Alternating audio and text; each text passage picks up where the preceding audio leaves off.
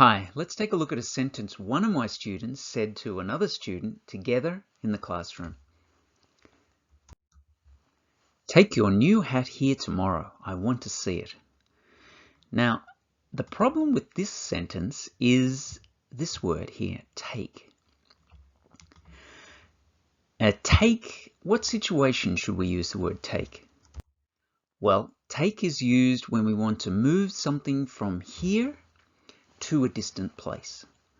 So, for example, in the picture here, we can see the book here, and we're going to move it to there. So if we're not going to use the word take, what word can we use? Well, how about bring? Now, bring means to move something from a distant place to here.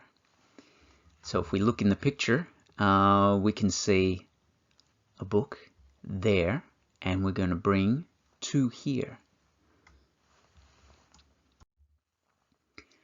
So the sentence, take your new hat here tomorrow, I want to see it. No, that's not right.